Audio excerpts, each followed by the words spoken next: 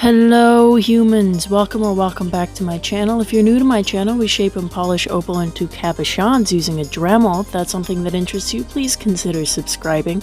And today we're going to be working on this absolutely crystal piece of Ethiopian opal. It's super crystal clear and it has these awesome, off the charts broad pattern that you can see, this green, yellow, orange, and then a little bit of fuchsia on the other way, and I just absolutely can't wait to crack into this one to see what the pattern turns out like. When we weigh out the original piece, the rough piece is 4.41 carats, and when we measure it, it is 16 by 14 by 5 millimeters. And when we shine a flashlight through it, you guys can see that there's just a little bit of dirt on the kind of valleyed side there, but it should be a pretty clean cut and should be pretty straightforward. If you guys want to see how this opal reveals its amazing pattern to us, keep on watching.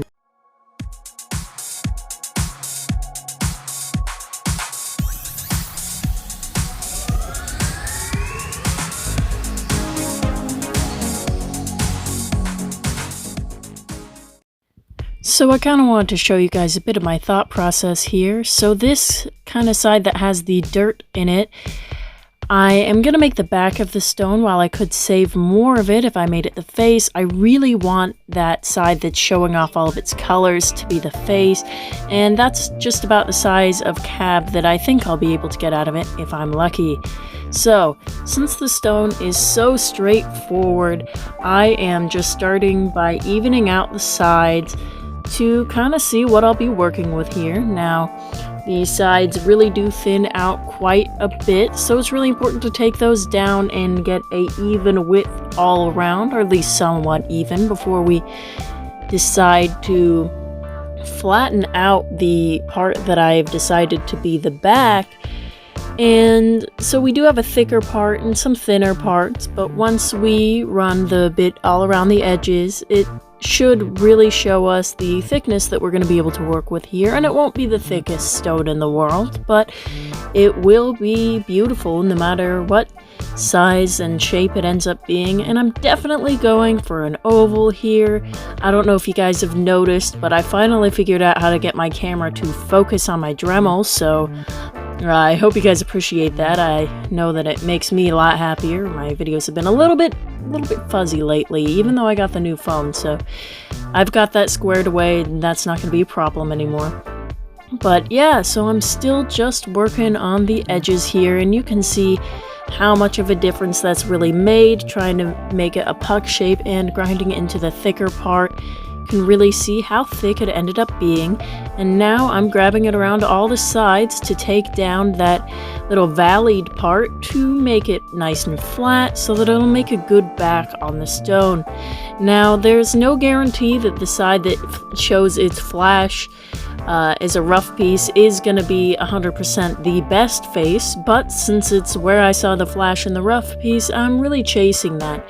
Now, the valleyed side definitely could be just as good of a color, but at this point I don't know about that, and I want to, try to make sure that what I do create is the best it can be. If you guys tuned into my last video, I had another stone that had a nice broad flash, but I decided to make the broad part that showed its color, the back, and that didn't really pan out the best. It still turned out to be a beautiful stone, but I wanted to do the reverse of that, and with this one make the broad part the face, so it should be fun to see how this turns out. And I had no issues with cracking, I had no issues with the dirt intruding in, and as soon as I got the back flattened out, I just started kind of working around the edges of the part that I was making the front to make it a nice little curved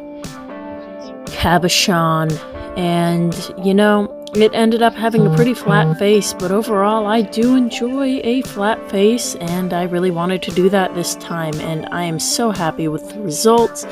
This is the stone in its totally rough state, just out of the diamond grit there, and it was 2.14 carats. And now we're moving on into the Nova points. And again, I just start by working on the edges of the stone first, and then I work on flattening out and polishing that back area. And at this point, I didn't really have any lumpy bumpies or anything like that. I was really just working on getting all the scratches out of all the sides. And yeah, these Nova points will take some weight off of the stone, and I'll show you guys after I'm done with the Nova points how much carats we lost. And here you can see me kind of rounding out some of the edges on the back so that it fits into a setting a bit better. I don't know if you guys remember a bit ago I had this this little stone that I ended up chipping the face of. It was my very first stop.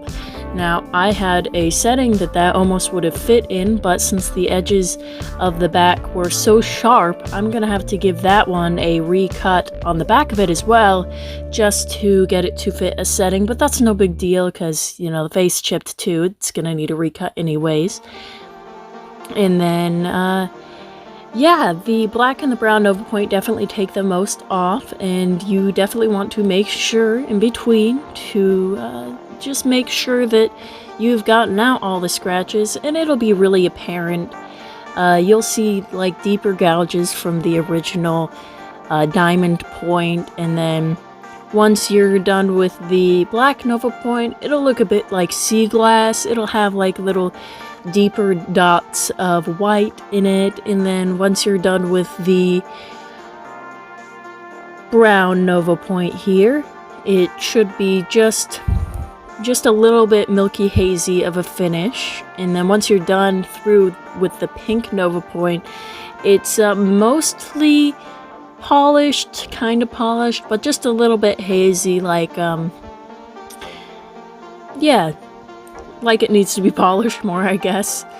If you're working on a really small stone, you can forfeit the first bit altogether and just work on the Nova points. But something to keep in mind is if there's a lot of dirt in that stone, Nova points can clog up easily. You just gotta kind of get some water on it to wash that off, and it's no big deal. And especially if you're working with your stone totally underwater, like I see Roy's Rocks does, you know, that won't be so much of an issue because it'll disperse into the water. So do, you know, whatever method you think would make you the most comfortable, that's definitely how you should go for it.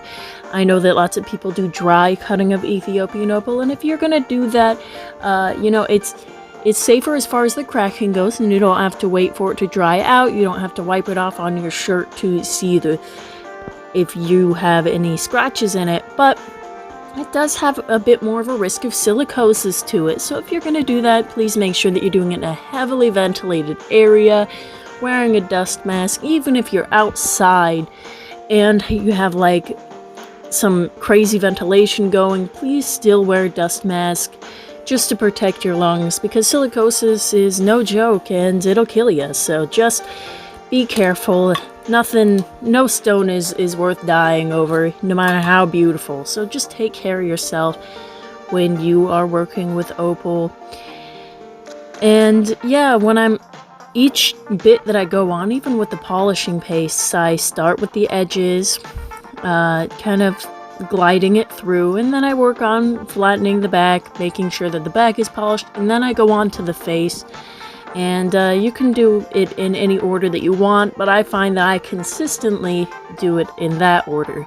So this is the stone when it's finished with the Nova points. You can see there's still some scratches in it, and it still has some color in it. You can see it's got good red-orange that's showing, and when it's full of the water here, it is 1.71 carats. So I let that dry out for a couple days in my opal drawer, and this is what it looks like. Still very crystal, but you can see that it's showing off those greens and yellows now. And moving on to my polishing pastes. And you can also get Nova points that do what these polishing pastes do, and it's just as good. I just like the polishing pastes because it's what I'm used to, but you know, you do you, and it's really all just personal preference. There's many ways that you can shape and polish Ethiopian opal. You can do, or with any kind of opal, really. You can use like knife polishing bricks, or you can use a whole lap setup if you have something like that. You know, you can use a flat lap. That's cool too. I love seeing faced opal. And if you guys have any opals that you want to show me, go ahead and send those pictures to me on my email. I'd love to see them and respond to it. I love seeing opal. I scroll through opal auctions all the time, just looking at opal just because I want to see it. So yeah, and when you're working with the polishing pastes, please keep in mind that it gets really slippery since it's oil based.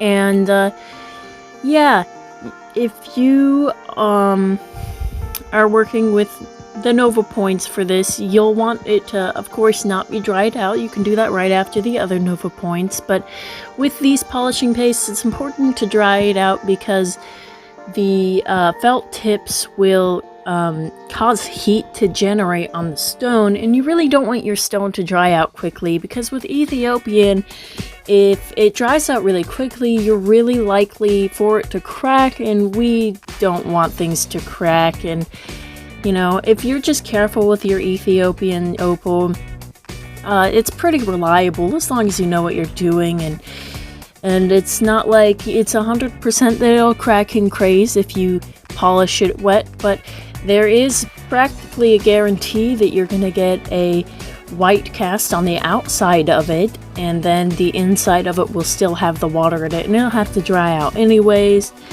But yeah, if you're going through the Nova points with these sort of grits, it'll be a different system, but it'll be the same type deal, and if you're doing that, it is actually safer than what I'm doing, because you're getting your stone to a full polish before you dry it out, and it's the polish on the stone before it dries out that really determines on how quickly the water is going to evaporate from the stone, and the quicker this water evaporates from the stone, the more likely it is to crack. So, you know, be careful if you're gonna dry your stone in front of a heater or something. That's pretty ballsy. I keep mine in a drawer, but this is the finished stone, guys, and you can see it's got this spectacular broad flash.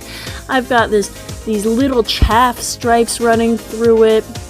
It's just off the charts amazing. I got the fuchsia that you can see there. There's that awesome red orange. There's that brilliant yellow, and then the green. And sometimes you can catch the yellow, the green, the red, and the fuchsia all at the same time. And when you look at the back, you can see I could have made that the face, and it would have been just as good. But you know, better safe than sorry. And it's just an amazing stone overall. This has got to be the prettiest crystal I've done, and when we weigh it out, the finished weight of the stone is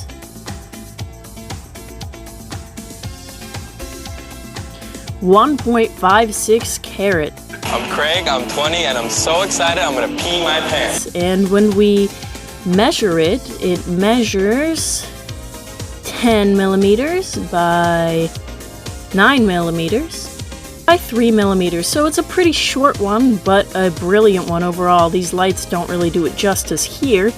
But yeah, the original weight of the stone was 4.41 carats, and I'll show you guys that rough piece again. And we ended up losing somewhere around 2.85 carats, so really not too bad. It was really clean, and I was able to save a lot of it, but it would have been lovely just as a rough piece. It could have been wire wrapped as is, or just polished up as is. But you know me, I like to make myself some cabs, and I am just absolutely over the moon with the result of this one. I mean, just look at that flash. You get that red chaff, and there's some like better chaff that shows up sometimes where it's like kind of like lines that go across the whole stone. There's a bit of a yellow. You see that there? That's what I'm talking about. Woo!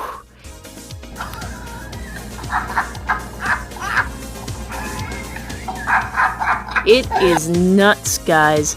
This is one of the broadest ones that I've had. It's not the brightest broad one that I have had. I've had one other that has been that was brighter than this one, but this is a close second. And with that chaff pattern, I just could not possibly be happier with this one. It's off the charts amazing, and the fact that you can see through it and all that stuff, and both sides are equally as brilliant. This piece absolutely has stolen my heart, and if you guys want to tell me what you guys think of it, I love it when you leave comments for me, no matter what you want to say. I just super appreciate it. And here, let me show you guys every single time that I dropped it this time.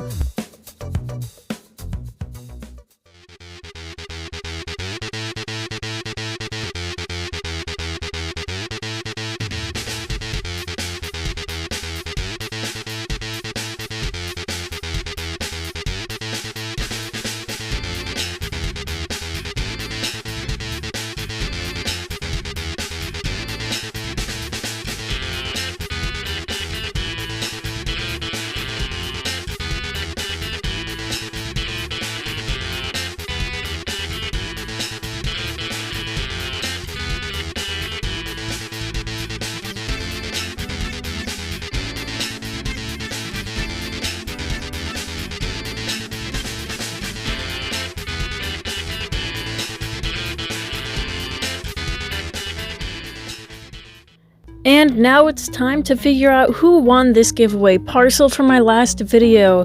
And you know, guys, I really appreciate all of you who entered the giveaway. But the winner this time is Tim. So, Tim, if you message me on my email what your address is, and I'll put my email right here, I'll ship this out to you as soon as I can. And yeah, I hope that you enjoy it, and send me pictures of it if you want. I would appreciate it. And I'll try to do more giveaways in the future for you guys. Don't worry, there is more coming here eventually.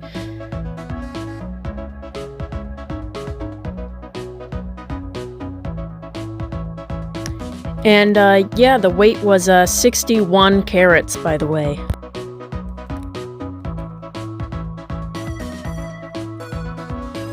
I really hope you guys enjoyed this video. If you're not subscribed already, it would be awesome if you would subscribe, and you'll be part of us awesome people.